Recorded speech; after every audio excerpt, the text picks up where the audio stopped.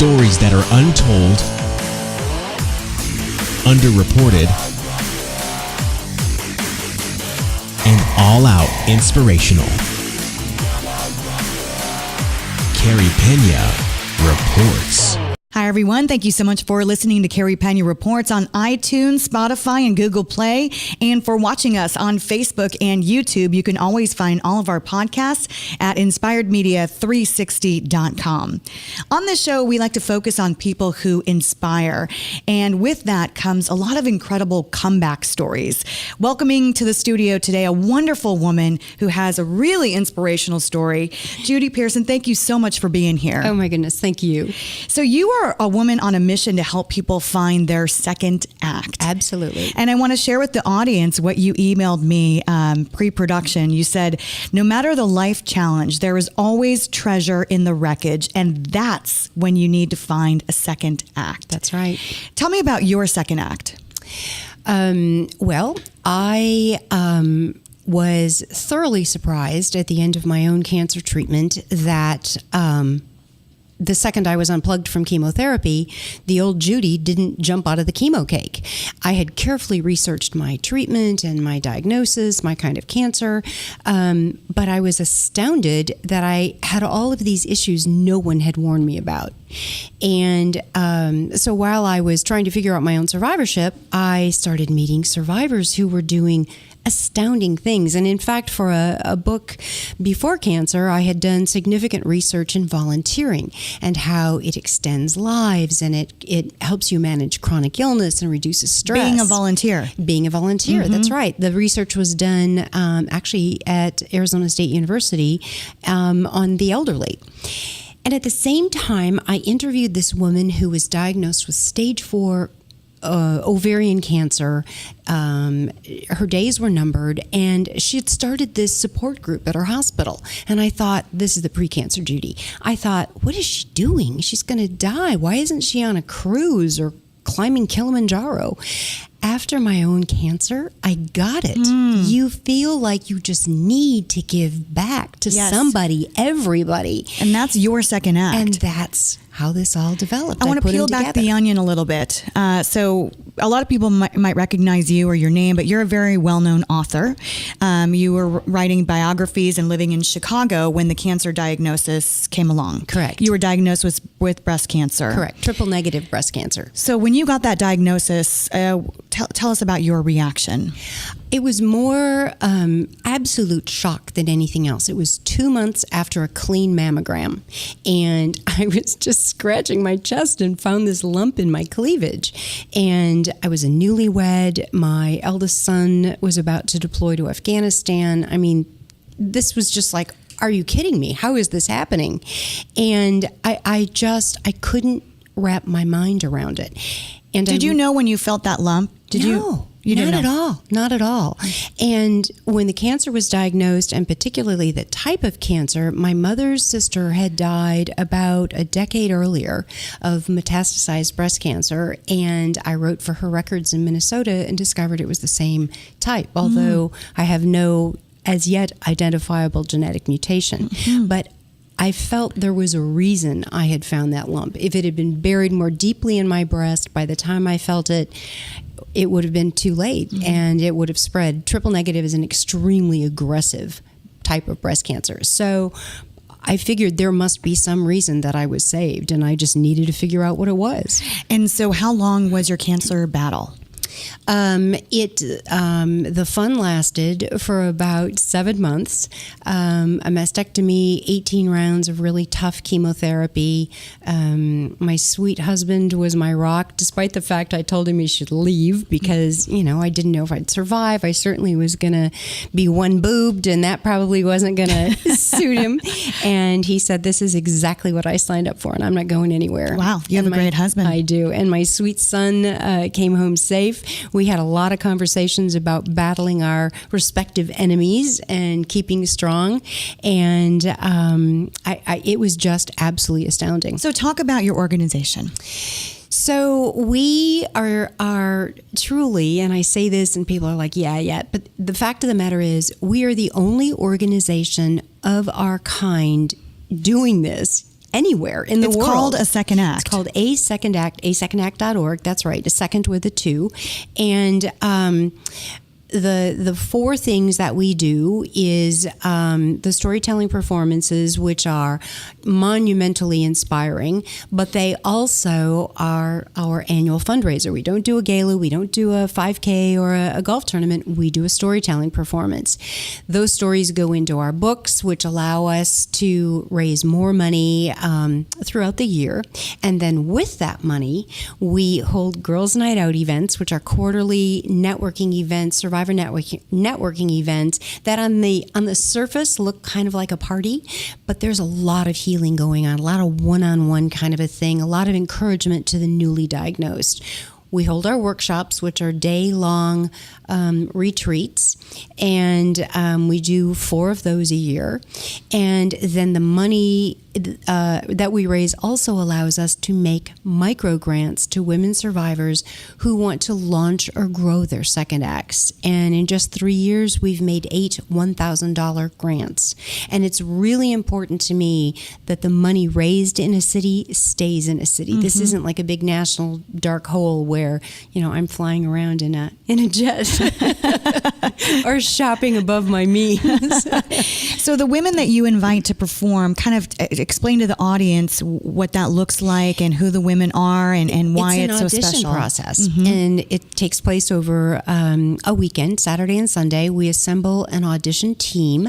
Some may have seen previous performances. Some never have. In fact, we always have at least one who's never seen a performance, sort of the forest for the trees kind of a thing. And we ask women to tell their 5-minute story, only focusing 1 minute on the diagnosis and treatment, even though that certainly was the most traumatic part for them. The whole ball of wax is the second act. And then at the end of the auditions, we do 24 is the max that we can both physically and emotionally handle. It's a tough job. Our audition team then starts comparing notes and figuring out, how we're going to put the cast together. We want it to be as diverse as possible so that everyone in the audience sees someone on stage that they can identify with. Age, cancer type, breast cancer is the most survivable and the frequently earliest detectable of all cancers, but we want to make sure we have other cancers as well. Age, certainly story tone, ethnicity, the whole thing. What have you learned in doing this? How long have you had this platform? So Second Act as an organization has existed for 3 years. I produced 3 other shows apart from this when I was volunteering for another organization. That's kind of how I came up with this concept. And then another dear friend suggested that we go from collecting essays to making it a stage performance. And so it's not been all that long. What have you learned personally? I have learned how indomitable the human spirit is. I mean, I say to people, I just had a little breast cancer. It wasn't a big deal at all. Some of these women, Carey, have been diagnosed 2 and 3 and 4 times. Some of them, their husbands have left and just said, you know what, this is more than I signed up for. And these women had been married for 10 or 15 years and their husbands just disappeared. And yet they are able to gather themselves together and pop out of bed every day and do whatever it is their second act is that's propelling them forward. Is it only women who audition? Or it is. Because there's many men who also are fighting very serious battles. And it isn't that I don't have a heart for men with cancer diagnoses in their lives. Women and men heal very differently. The book I was working on when I was doing the volunteering research was about courage and how women's and men's courage differ from one another and why that's important to understand. And women tend to be, in their courage and in their everyday lives, more collaborative, more communicative, more nurturing. And so that in turn makes this platform wonderful. Somebody said to me, men heal on the ball field and the golf course, or they, go hammer things like volunteer for Habitat for Humanity or something. we love to take one another under our wings. So it's not that I don't have a heart for men, but there's much more authentic healing that goes on in our workshops. Workshops are absolutely women only. We love having men at the performances. We'll take their money. Even the girls' night out, we want them to see what this organization is. But when it comes right down to the down and dirty stuff, there's a lot of really difficult topics to talk about as a cancer survivor, and that just doesn't happen in a mixed gender setting. For you, because this is your second act, how do you see your life differently now and what you've been able to accomplish? You've walked through a very difficult battle. You're obviously an incredibly smart woman, established writer, but cancer knocks you off your feet. It does. What have you learned about yourself and your own inner strength? It's really hard for me to say this because, as I said, I'm not a great self-promoter. I got a card from my granddaughter, who at the time was 9, and this was while my son was deployed, and so my daughter-in-law and the kids had come to spend time with us, ironically, at the very moment I was diagnosed. And they were with us for several weeks, and while I was at a doctor's appointment, my granddaughter had selected a card, didn't want her mother to see it. Her mother just paid for it. And she wrote in there about being courageous. And that was my whole platform before cancer, was all this women's courage stuff. And it made me realize that being courageous is not only important for yourself, it's important for others who see you. And I never think of myself as a courageous woman, but this little 9-year-old did. And I realized, wow, okay, so that's an important quality and something that surprised me about myself. How can people and folks who are fighting whatever battle, how do you think that we can better manifest our own courage? Because we all have it, but we don't all believe that we have it. I think, again, if you don't think about yourself, these things sort of just happen organically. So we always say to people that coming to our live storytelling performances, and just one other aside that I think this is so cool. So I told you the health benefits of volunteering. Scientists are now doing a lot of research on storytelling, and they're discovering that when we listen to a good story, it activates centers in our brain as if we were there. So the combination of putting together volunteering and then telling it in a story for an audience to hear and engage in, and all these little parts of their brain light up, that makes it become more personal, and it allows people to start thinking, wow, I could do that. I could do that too. So I think whatever your life challenge, and we all have them, death, divorce, the loss of a job, financial issues, finding what you learned in that, finding a passion, finding some way that you can just take the focus off yourself and give back to the greater good will make you feel better. Because really the alternative in going through these challenges, you can either crawl under the sheets with a bottle of Jack and a box of jelly donuts, or you can take what you've learned and try to help somebody else with it, no matter how bad it is. I love you gravitate toward ordinary people doing extraordinary things, and I do as well. I love telling the rest of the story. So I think it's fascinating that you have the ladies who share their stories on stage. Just a small portion of that is about the diagnosis, how they dealt with it, and then we talk about the rest of the story. That's right. How do you think that helps them? I think, and I know this for a fact, like me, most of them, if you asked them, are you courageous, would say, oh no. And I think having a voice in this storytelling performance helps them feel even better about themselves and about what they've been through and now how they're progressing with their lives. And we call them the Purple Tribe. There are now 50 of them who've told their stories as a part of Second Act, and they then become the shepherds that help us guide the other women at our workshops and at our Girls' Night Out events. And we are not a support group. Support groups have a great place, but we are entirely different. We are always looking forward, always just encouraging women to keep searching for ways to help others because they've learned. And in fact, I write a column for a local magazine about second acts. And again, they're not just cancer related. There are so many organizations that have sprung up all over the country because someone has experienced a traumatic event in their life. Well, it strikes me too. I do volunteer work with St. Jude, and I was at St. Jude Hospital in Memphis, and I remember speaking to some of the kids there and some of the parents, and someone said to me, these kids don't want to be defined by cancer. Mm.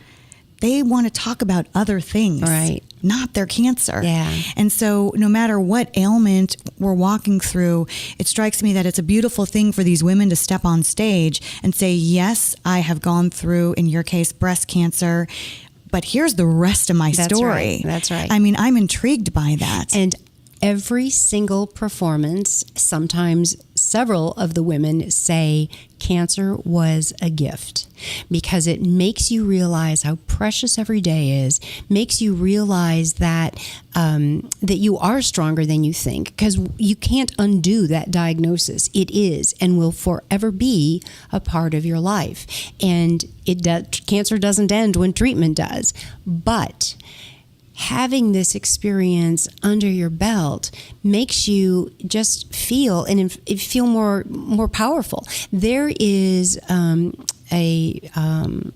part of psychology called positive psychology, as opposed to all the negative psychology kinds of things. And within positive psychology, in 2006, I think it was, 2 researchers came up with, we've all heard of post-traumatic stress disorder. Mm-hmm. They defined post-traumatic growth. And their research, and I had the great benefit of speaking with one of them, their research lists a number of ways in which people actually grow after traumatic experiences, and how that's an important thing to recognize and to strive toward. Well, I can tell you that one of the reasons I wanted to start my media company, Inspired Media 360, is because as a news reporter, I would go out and I would cover these fires and floods and natural disaster, terrorist attacks, and I was always amazed about the rest of the story, mm-hmm. how people find the courage and the strength to pick up the pieces of even the most horrific situations and carry on. And I wanted to know more about the rest of the story. And that's precisely the platform that you have built. Exactly. How proud are you that you took this idea? Again, I know you're a smart woman, but we don't always think that we can make things happen, right? Like you have an idea, you're like, that'd be a great idea. Let's make a storytelling platform. How proud are you of yourself that now you've been able to share 50 stories and you've got lots more coming up? You're writing these stories down, you're empowering these women. How do you feel? I feel as if cancer was the best gift I ever got. It's an amazing and ridiculous sounding thing, but I am proud that the organization has grown, that so many people have been willing to stay with us as volunteers and help propel it forward. And I wake up every day thinking, okay, now what am I going to do today? What can happen today?